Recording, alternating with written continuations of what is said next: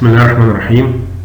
Today we are going to discuss our new chapter, which examines one of the main fundamental functions of human resource management.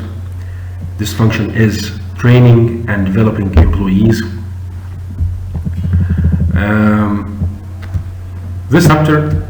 This chapter has some objectives. The first objective is to describe the basic training process. What does the training process involve? What kind of steps does a training program involve? But before I discuss the training process, I will also introduce a very important concept which human resource managers tend to adopt. This concept is called employee orientation. I will discuss the meaning of employee orientation. When do human resource managers apply such a process, and how do they apply it?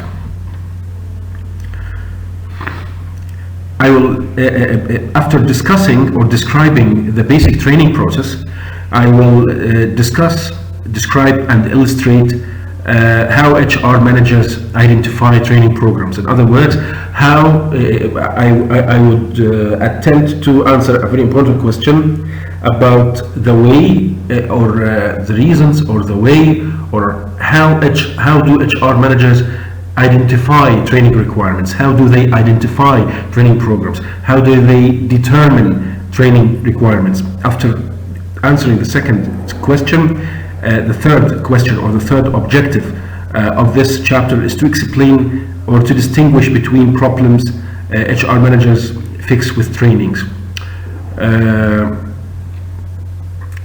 Finally, I'm going to discuss some of the most famous, some of the most dominating training techniques that HR managers tend to adopt in their organizations.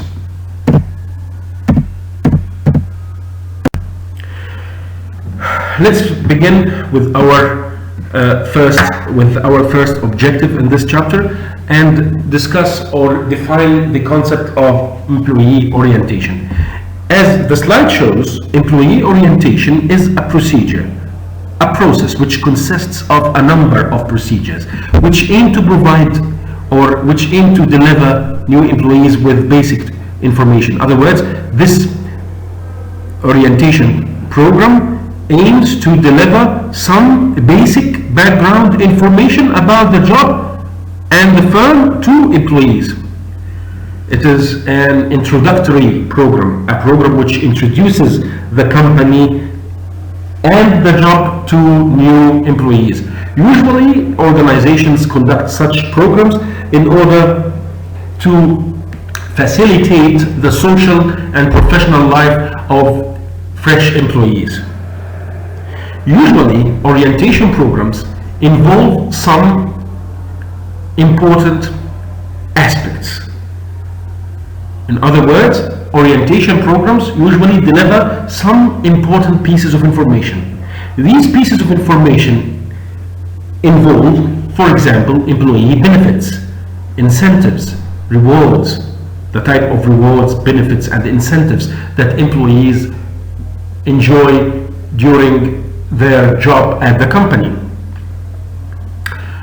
Additionally, employees will also be exposed to some information regarding personnel policies, the policies which regulate personnel behavior at the work.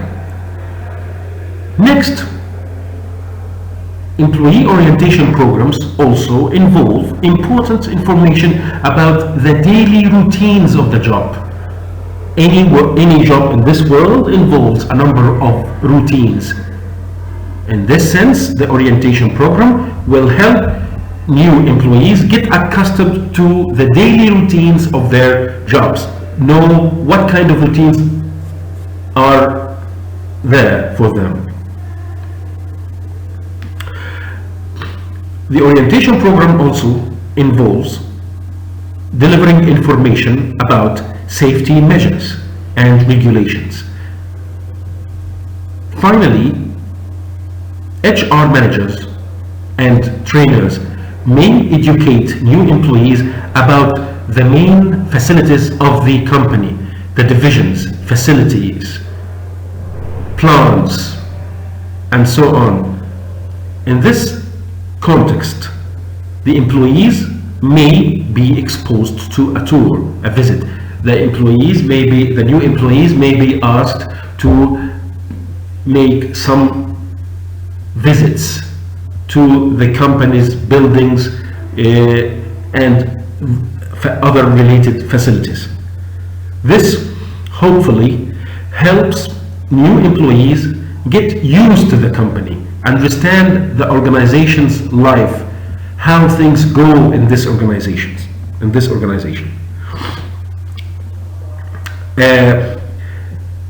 Of course, organizations need to perform this function in order to help employees get used to the company quickly and start doing their job effectively and efficiently without having to stay for a very long time. Sometimes, if there is no orientation, if the company doesn't provide effective orientation programs, some employees may not have easy time during the organization. Some employees may need to spend a lot of time to try to understand this organization before working properly and effectively. So to overcome this time lag, the organization conducts such programs in order to overcome such a time lag. Okay.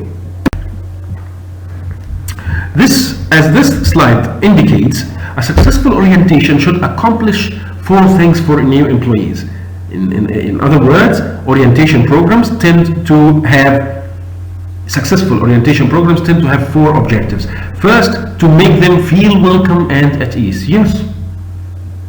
A company doesn't benefit from having anxious employees or employees who suffer from a high level of anxiety and fear.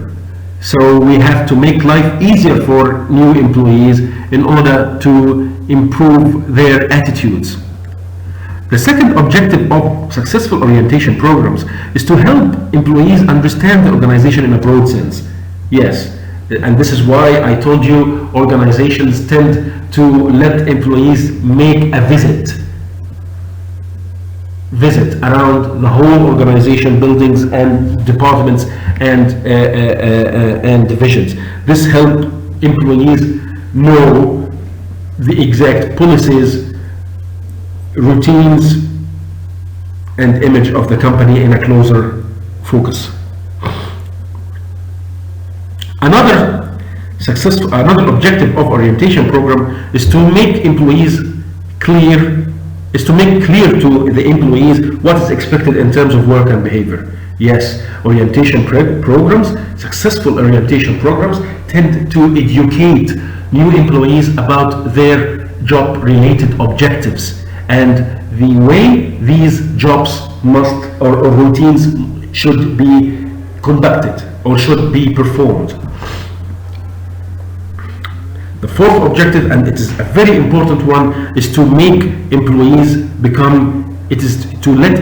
become socialized into the firm's way of acting and doing. Okay, let's now move to our second objective, which is defining the meaning of training. As the slide shows, training is the process of teaching new employees the basic skills they need to perform their jobs. Training is about education, but it is not only a theoretical education. Actually, some training programs involve on-the-job training, on-the-job education.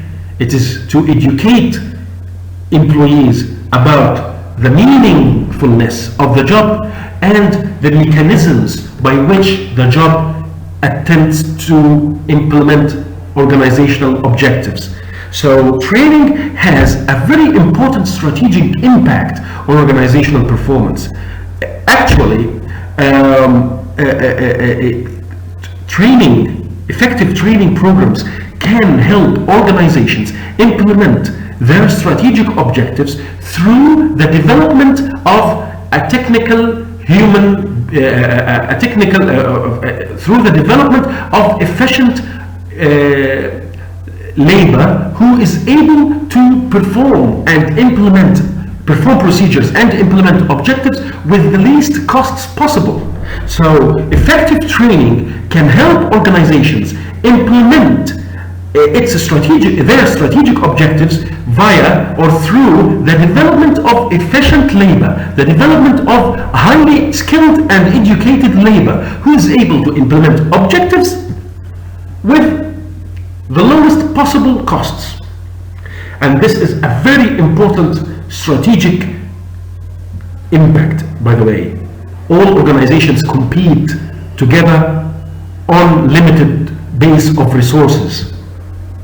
The best organization is the one which will beat competition, implement its objectives with the lowest costs possible. Therefore, training is an important and fundamental human resource management activity or function, because it helps organizations reach their strategic objectives quickly, efficiently, and effectively.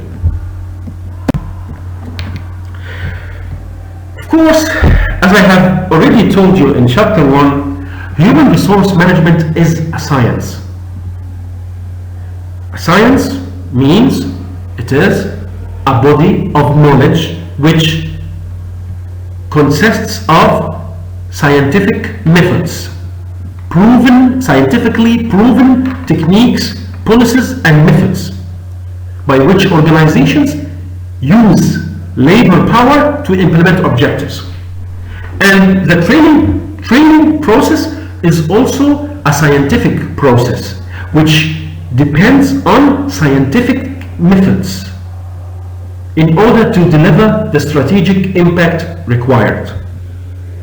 In order to develop an effective training program, human resource managers must first begin with a careful needs analysis.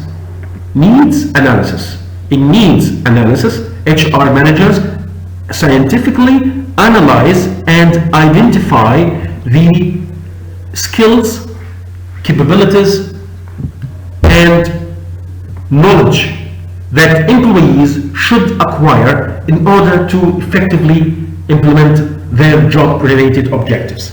In this sense, human HR managers need to conduct a proper needs analysis. By the way, HR managers can turn back to the job descriptions. A job description consists one of the main components of a job description is a list of the required capabilities and skills needed to perform a job. Therefore, it is important for HR managers to turn back to this job description as a reference in order to identify the needs, the capabilities, and skills required to perform a specific job. After understanding the required capabilities and skills, human resource managers may still analyze the actual level of skills and capabilities that the current employees already have. If there is a deviance or a difference between the actual level of qualities and the expected level of qualities needed, then HR managers should identify the shortage or the skills and capabilities and and design programs which help employees overcome this difference or overcome this shortage. Okay, after carefully analyzing employee needs and organizational needs, HR managers should then move to the next step, which is the development of an instructional design. The instructional design produces the training program content.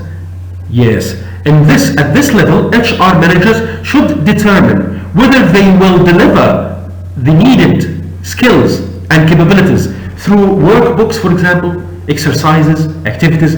What kind of activities are they, what kind of activities the training program involve? What kind of techniques the company depend on to deliver such information? How are we going to deliver information? Are we going to depend on workbooks, exercises, activities, or something else? Anyway, after determining the group of tools that HR managers will depend on to deliver the information in the instructional design, HR managers should then move to the third step, which is the validation process. The validation process, it is the validation process. It is a simulation process by which HR managers apply the training program on a small sample of employees. The main objective of this validation process or sample testing is to measure or test the efficiency of the training program, is to understand the opinions and feedback of this small sample of employees regarding the training program. This step helps HR managers identify the main weakness or weak points of the training program. Are there weakness points in the training program? What are the weakness points of the training program? These questions, at this level, these questions are very important because they help HR managers determine the way by which a training program, the training program can be improved. This helps HR managers improve the efficiency of their training program. After validation, after the training program has been validated, HR manager should then move to the fourth step, which is program implementation. You know, the difference between validation and the program implementation is on the space, on the number of employees being applied to. In validation, the training program is applied on only a small sample of employees, whereas at the program implementation level, the training program is implemented to all target employees. This is not the end. Program implementation is not the end of the training program. Actually, after program implementation, HR managers should then move forward to evaluate the efficiency of the training program. Evaluating the efficiency of the training program may be determined or implemented through asking or making a surveying the opinions of employees regarding the importance and efficiency of the training program.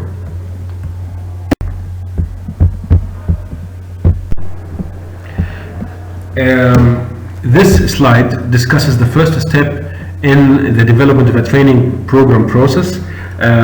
In other words, it examines the step of training needs analysis, and it involves actually two types of analyses: task analysis and performance analysis. Task analysis is the examination of task-related routines and the definition or the exploration or the determination of the types of skills and capabilities needed to perform such techniques, such routines properly. In other words, the task analysis is a detailed study of a job-related routines, a job-related activities, a job-related functions, in order to identify the key skills and capabilities required to perform such functions properly. Okay, after defining or analyzing task-related needs, the HR manager should then move to the second type of analysis, which we call performance analysis, and this analysis involves the investigation of the performance levels of current employees, and in order to determine if there is some sort of lagging or shortage between expected skills and actual skills, as I have already told you in the last slide.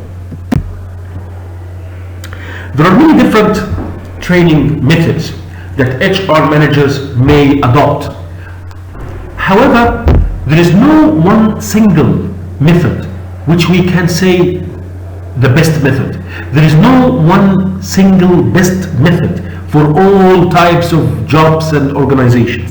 Actually, HR managers must be creative and sensitive to the types of jobs that need to be that employees need to be trained about. HR managers have to be careful when deciding on the most suitable way to train employees, because there are many different types of training methods. One of them is on-the-job training. On-the-job training is to have a person learn a job by actually doing the job. On-the-job training is you know, when you learn driving, how to drive a car, the best way to learn to drive a car is to have a trainer in a car beside you. You are in the driver seat and the trainer on the passenger seat, and tells you exactly what to do, so that you learn driving by actually driving the car. This is the main concept of on-the-job training. You learn how to operate a specific machine by or through actually operating the machine in real time. There are many different types or methods of on-the-job training. On-the-job training may involve coaching. Coach is to have a coach who teach you how to perform your job properly. For example, coaching, like if you wanted to learn swimming, you have to have a swimming expert, a swimmer, an expert swimmer, and so on. Job rotation أو تدوير العمل. We have already discussed the concept before. Job rotation helps managers, especially managers. It helps managers develop a broad image regarding the organization, which will allow them to make a big picture evaluation of the company. Some HR managers may teach or train employees using special assignments. Assignment مهام, special assignments, مهام خاصة. In this sense, the job is the employee gets training through assignments, a number of assignments. Every assignment involves or aims to develop a particular aspect regarding the skills needed to perform a specific job. So if we have 5 assignments, each assignment is concerned with a specific job related function. This assignment aims to improve an employee's skill in a specific function of the job. So if a job has 5 major functions, for example, the HR manager may help improve employee skills and capabilities through working assignments. Let's take every function of the 5 independently in order to improve their overall skills. Usually, on-the-job training is an inexpensive method, because employees already work. They are already working while training. Another major advantage of on-the-job training is that it allows employees to get immediate feedback. Employees will know if they perform correctly or wrong or mistakenly. So they will get a very quick feedback, because they have their own coaches or trainers beside them, teaching them directly, telling them if they are working properly or not.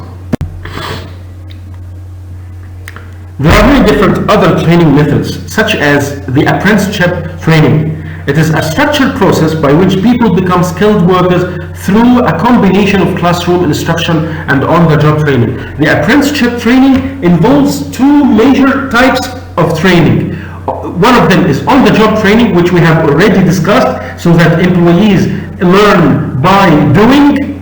And also employees are asked to attend some classrooms, lectures, in order to get theoretical instructions about the best way to perform the job. So they have a theoretical education and a practical, on-the-job, actual training. Another method of learning or training is called informal learning. Actually, informal learning is individually motivated. Usually, you can find employees who are very motivated to improve their own skills and capabilities. They ask the experts, they ask those who have experience about the job. They may even join training programs outside the company. They may engage or enroll in academic programs. For example, you might find some fresh employees who join MBAs, for example, Master of Business Administration programs in some universities. Informal learning is individually motivated. And unfortunately, we can find that some organizations, some private or even governmental organizations may do not motivate their own employees to take such an initiative. Therefore, you can find only few of them who would like to improve the skills and capabilities they got in order to make themselves better employees, more efficient employees, and knowledge-based employees.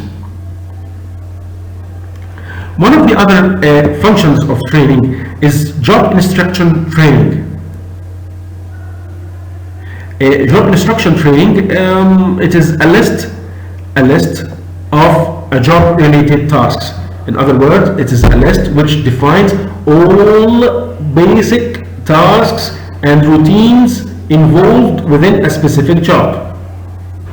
Along with each basic task listed, the HR manager will explain how these tasks are performed and further notes on how to perform such routines effectively.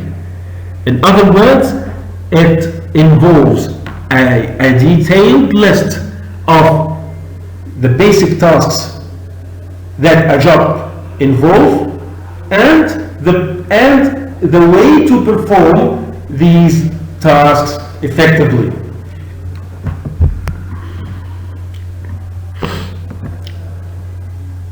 This list, and it is also it exists. It is also in the book. This list defines to you the main characteristics of an effective lecture.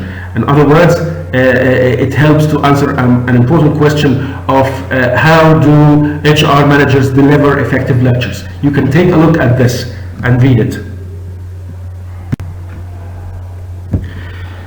Sometimes HR managers may adopt programmed instructions. A programmed instruction, as the slide shows, it is a systematic method. In other words, it is an organized approach. It is an organized method for teaching job skills involving these 3 points. In a programmed instruction, HR managers tend to teach employees effectively.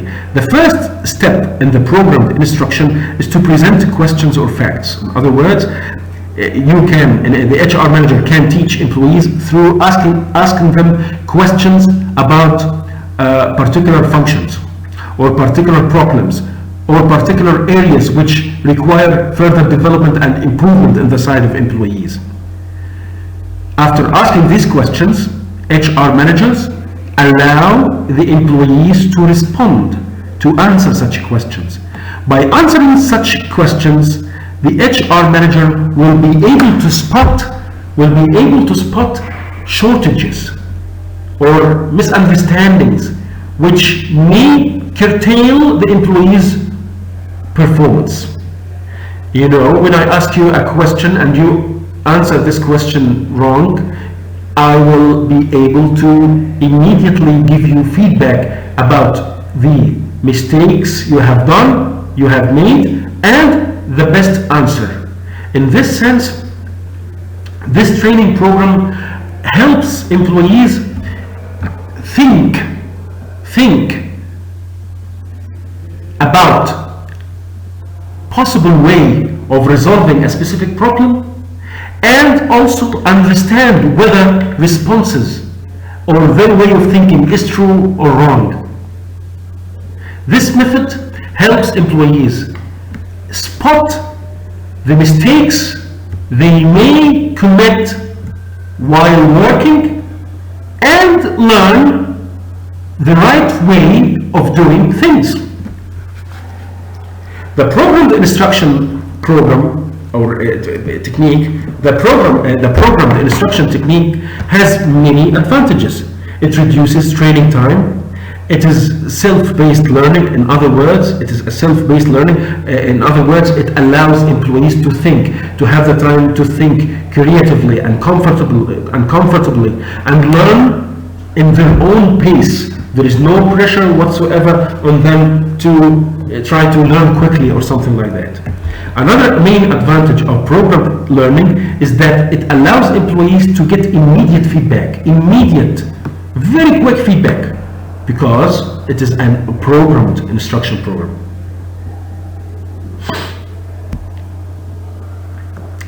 Some other training methods are related to the functional literacy. In other words, these training programs are concerned with the development of employees' basic skills. Some jobs may require basic skills, like, for example, learning how to use Word application in order to write documents. This computer application, software application, may be considered a basic skill that is needed by all employees. Some employees may not have sufficient advanced or sufficient skills which will allow them to write reports properly. Therefore, such training programs which will help employees satisfy such shortage is called a basic skill training program. It is a program which aims to improve the basic skills, the fundamental skills that are required by employees in order to perform the job. For example, a secretary must have knowledge concerning Word applications. If she or he doesn't have a proper knowledge, then HR managers must design a program which will allow such a secretary to improve her basic skills.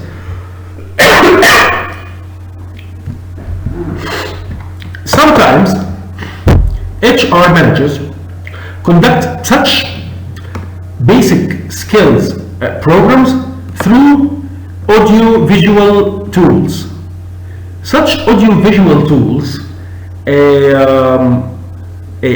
are cost-effective. The employees may, the secretary which we were talking about, may get a CD which involves an audio-visual tool to teach her or him to learn how to use Word application.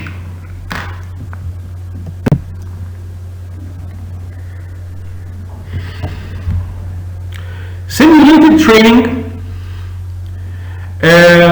Sometimes HR managers may not have the time or may not have enough resources to sacrifice.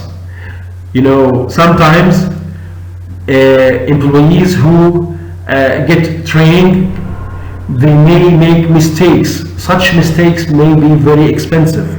Therefore, in order to overcome the expenses of training, HR managers may allow employees to use a simulator.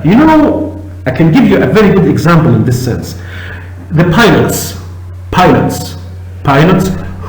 new pilots or people who want to be pilots, they may learn or get training first on a simulator. A simulator which simulates the aeroplane. It is because this is needed actually, and this is considered important technique of training, because you cannot train someone who doesn't have any knowledge regarding aeroplanes. You cannot train him on an aeroplane on the job training. You cannot do this simply because he may kill himself, or simply because he may destroy the aeroplane, which costs tens of millions of pounds.